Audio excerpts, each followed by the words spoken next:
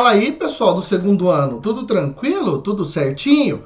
Vamos para mais uma aula de filosofia? Vamos lá, vamos falar aí hoje sobre um assunto que é bastante importante, que principalmente em relação aos vestibulares seriados, a gente vê sendo cobrado aí ultimamente, que é essa questão relativa aí a ética. Só que hoje a gente não vai falar de uma forma tão aprofundada assim sobre a ética. Nós vamos lembrar algumas características importantes, é claro, sobre a ética, mas nós vamos falar especificamente, e aí sim a gente vai se debruçar em cima disso, a gente vai falar aí sobre a ética utilitarista. Então, quando a gente fala nessa ética utilitarista, nós estamos falando de quem? Nós estamos falando principalmente de John Stuart Mill.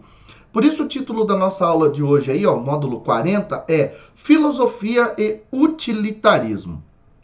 Quando a gente fala aqui, em John Stuart Mill, nós estamos falando, é claro, em um pensador que vai ter uma preocupação gigantesca, uma preocupação enorme em relação ao que será feito aí dentro do século XIX, o que será feito da humanidade, principalmente por conta das várias facetas do mal que passaram a aparecer aí no mundo.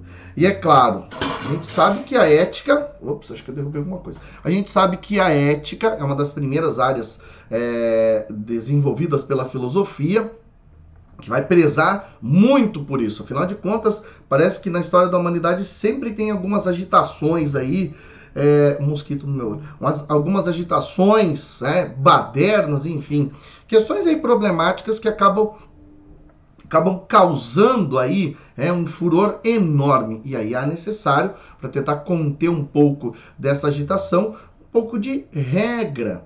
Mas o que é basicamente, dentro do campo da filosofia, moral e ética? Vejam vocês que nós temos basicamente uma área do conhecimento, nós temos uma disciplina chamada filosofia moral e ética. Ela estuda o comportamento do homem em sociedade. Basicamente, e na maioria das vezes as pessoas confundem aí, ética e moral. O que é moral? Moral é a área da filosofia que vai se preocupar com o comportamento humano. Como é que as pessoas estão agindo? E aí, de vez em quando, você vê que uma pessoa vai lá e fala mal da outra. O indivíduo foi lá e falou mal do amigo. De vez em quando eu até brinco em sala. Eu falo assim, olha, eu não vou falar mal de tal pessoa ou de tal instituição, porque eu sou uma pessoa ética. Eu vou lá e brinco, eu falo mal, mas é brincadeira. Na verdade, isso não é antiético, isso é imoral. Porque você está fazendo algo que vai contra uma virtude. A virtude, basicamente, é o caminho a ser trilhado, o caminho moralmente correto a ser trilhado. E isso dentro da história da filosofia, muitas vezes nós vemos dentro de algumas épocas, a virtude trabalhar com algumas características, e aí, em outros momentos, a virtude vai se ampliando um pouco. Mas a virtude, basicamente, é aquilo que deve ser feito de forma correta, tá? Então, falar mal de alguém não é antiético, é imoral, certo? E o que é a ética? A ética é a área da filosofia que vai, então, fiscalizar a moral. A ética nunca muda. A ética sempre é a mesma. A ética sempre vai ser aquela área do conhecimento que vai, então, se responsabilizar por fiscalizar a moral. Por exemplo, quando você fala em conselho de ética, vamos pegar uma profissão, Conselho de ética de medicina. Qual é a função de um conselho de ética, no caso de medicina? É fiscalizar a ação, a conduta moral dos profissionais da área médica, certo? Por isso, aí sim, aí tá correto. Agora, é antiético tal coisa. Não é que é antiético. Se você observa desse jeito, claro que dessa forma, nós vamos identificar duas coisas diferentes. Mas para quem que é isso? Para a filosofia, é dessa maneira, dessa forma que acontece. Outra coisa importante. A moral A moral é relativa. A moral muda. A ética não. A moral, em determinados momentos da história, e se a gente parar para pensar, a gente não precisa nem ir longe na história. Se a gente falar assim, olha, a moral que existe hoje no Brasil é uma. E ainda assim nós corremos o risco com essa generalização. A gente precisa ser mais específico. Olha, moral de uma pessoa que mora em uma determinada região do Brasil, especificamente em uma área da cidade, a moral dessa pessoa é uma, tá? Por exemplo, a moral de quem está hoje, nesse exato momento, lá na favela da Rocinha, isolado por conta do Covid-19, sem ter trabalho, sem ter o que comer. A moral dessa pessoa é uma. Já a moral de quem está na Barra da Tijuca, no Rio de Janeiro, é outra totalmente diferente, que está lá dentro do seu enclave fortificado, com alimento à refilia, e qualquer coisa chama um iFood, pronto. A moral para essa pessoa é diferente, tá? Por isso que você tem que tomar muito cuidado, beleza? Moral muda, a ética não. Aristóteles vai definir, basicamente, a moral como a virtude e a ética associada à felicidade. A gente já viu isso, vocês já ouviram falar nisso.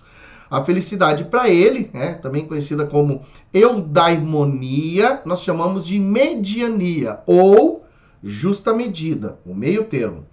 Para Kant, é o imperativo categórico. O que é o imperativo categórico para Kant? São os princípios que determinariam o melhor comportamento. É aquilo que, segundo Kant, todos os indivíduos já nasceram com isso na cabeça. Já é inato. Basicamente, é uma ação moral que deve ter valor universal. É aquilo que você faz com base, é claro, em outras pessoas, e você espera de volta, você espera que seja semelhante. E é claro, essas ações devem se tornar também o quê? Lei moral.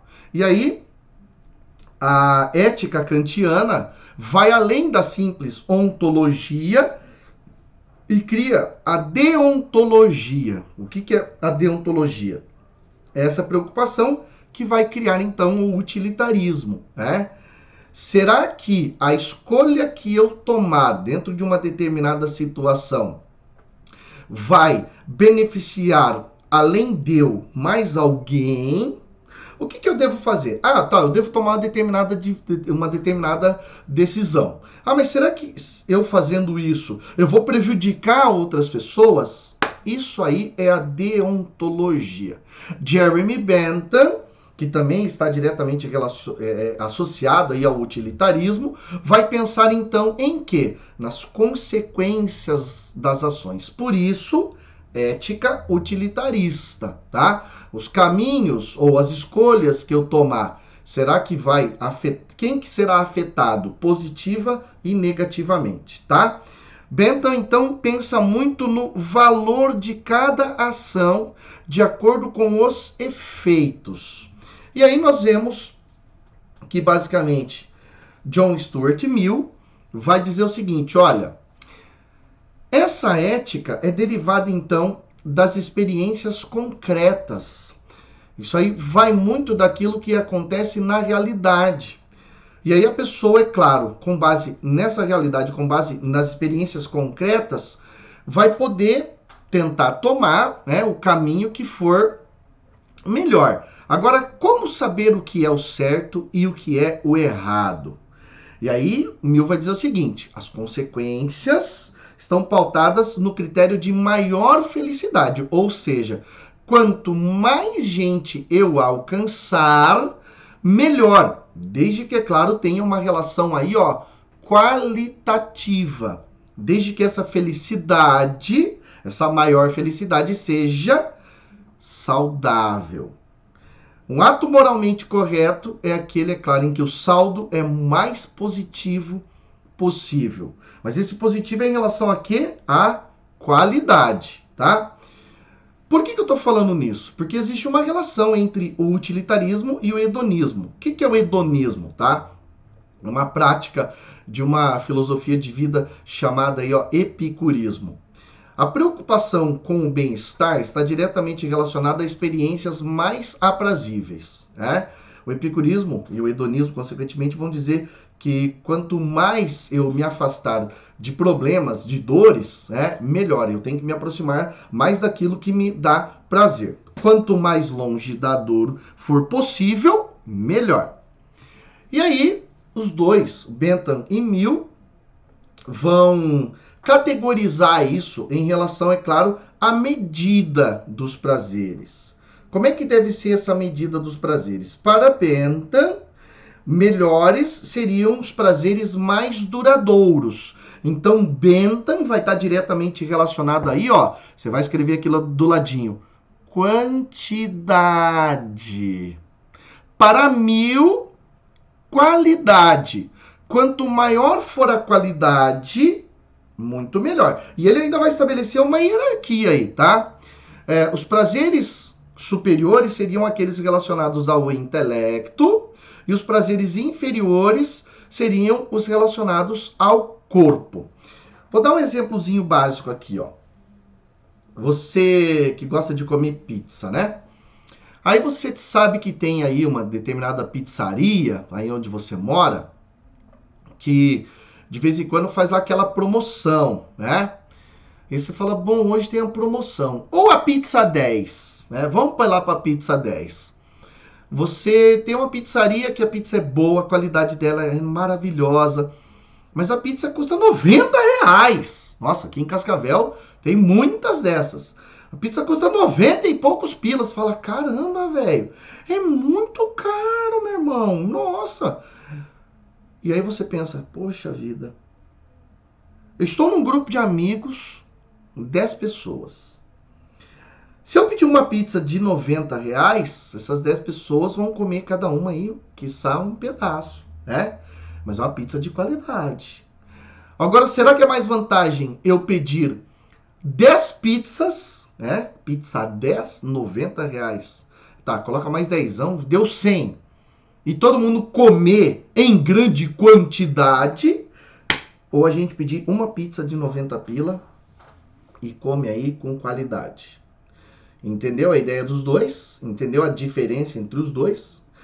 E aí o que surge em relação, resumidamente, em relação ao utilitarismo? A teoria da obrigação. O que diz essa teoria da obrigação? A ação individual será adequada se seguir as regras morais corretas. Então, as escolhas devem ser relacionadas ao quê? Mesmo que eu vou me beneficiar, mesmo que individualmente se está me beneficiando, mas eu tenho que me preocupar também com aquilo que é o moralmente correto. E isso deve ser o quê? Uma obrigação para todos. Fechou, meus queridos e minhas queridas? Saudade aí, ó, muito grande de vocês. Mas logo, logo a gente se vê. Qualquer coisa, vocês têm aí o WhatsApp, tira aquela fotinha bacana aí, tá? Você assistindo a aula, põe lá no meu Instagram. Mudei meu Instagram agora, é Professor Thiago Pereira, tá? Fechou? Beleza? Tchau, obrigado e aquele abraço.